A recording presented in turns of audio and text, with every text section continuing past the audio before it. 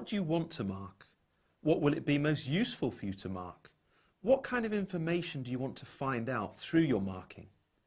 These questions are worth considering because the aim for us when we're marking is to find ways in which we can better understand the current level of student learning and then also give good feedback in response to this and use it to change and adapt our planning. Now, the simplest way to think about what you want to mark is to come up with assessment pieces which encompass all that learning that you want to gain access to. And we frequently do this. But we might also like to think about when those assessment pieces fall. Of course, the traditional approach is to have them at the end of a topic, at the end of a unit of work. And this makes a lot of sense because it's the point at which students have done most of the learning, so we can then gain access to the most information. However, if we have the assessment pieces at the end of a unit of work and then move on to a new unit, there won't necessarily be any opportunity for students to reflect on your comments and your feedback regarding what they've done.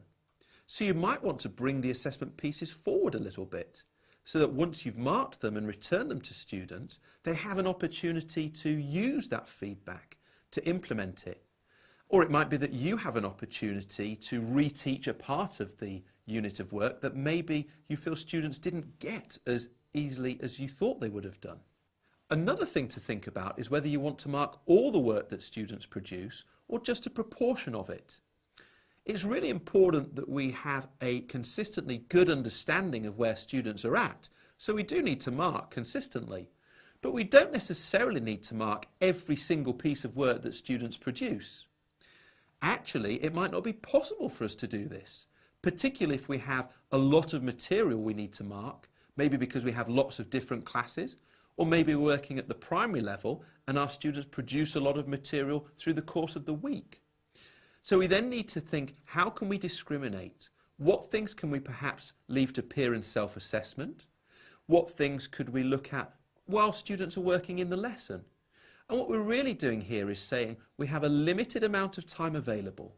So how can we use that most effectively? How can we target onto the pieces of student work where we're really going to gain a benefit, really going to gain a big insight into the learning students are doing?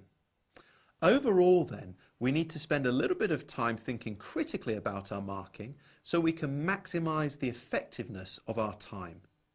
We want to consider when and where we want to mark, how much we want to mark, and what kind of marking is going to lead to the best results, the biggest impact on student learning. Golden nugget. Think critically about what you want to mark and then plan accordingly.